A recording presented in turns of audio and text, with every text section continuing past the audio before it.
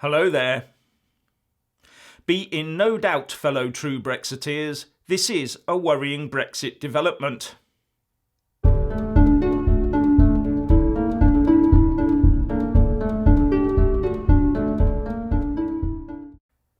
We've all seen the disarray that the Remainer MPs are in, haven't we?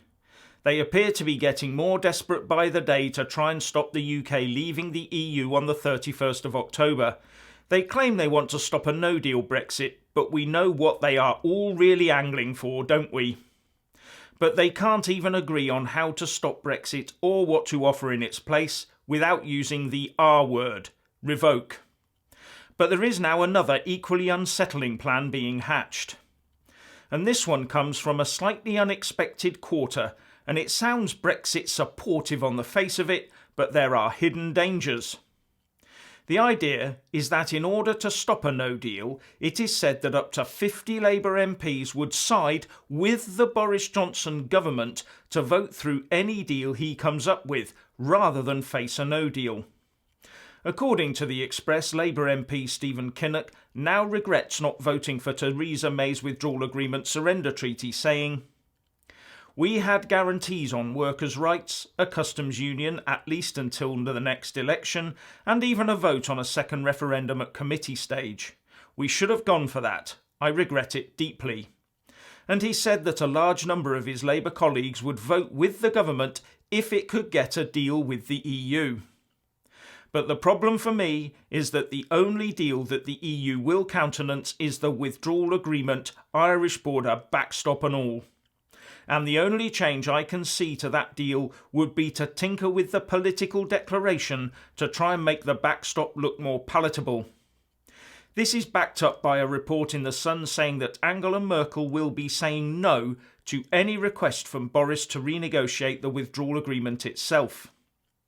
Now, the dangers to the UK, if that withdrawal agreement got through, are obvious. And that offer from Labour MPs of backing it might also come with strings attached, like a further Article 50 extension, just to get the deal over the line with the EU and domestically or whatever. Would Boris Johnson and his advisor Dominic Cummings be tempted by this sort of offer? Would they go for a potentially UK damaging deal as long as they thought they could get away with spinning it as Brexit? A deal with the Irish backstop and more years under the control of Brussels and the European Court of Justice. And that's the bit that worries me and why I call it a dangerous development for Brexit. But there is also a silver lining here. The danger for the anti-Brexit lobby in the Commons now is that if MPs do manage to wrest control of the order paper from the government, like they did earlier this year to try and pass anti-Brexit legislation, they could end up facilitating a vote for the withdrawal agreement instead of for their favoured options of a second referendum or general election. Or it could at least end up as one of the options in any vote, so further splitting down any attempt to thwart Brexit. That will give the anti-Brexit mob another potential headache to deal with.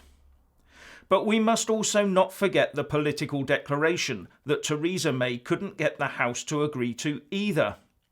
It is a requirement in statute law under the Withdrawal Act that both the withdrawal agreement and the political declaration are voted through by the House of Commons before the withdrawal agreement surrender treaty itself can be ratified with the EU. And the chances of that happening? Who knows? Gets murkier by the day, doesn't it?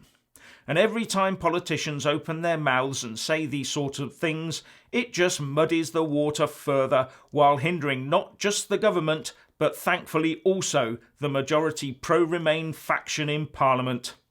Anyway, what do you think? Please share and comment, and thank you for watching. Please do like and share this video, and also subscribe to my channel. And when subscribing, please do remember to press on the little bell next to the subscribe button. That way you'll get an alert every single time I put up a new video. Thank you very much for watching.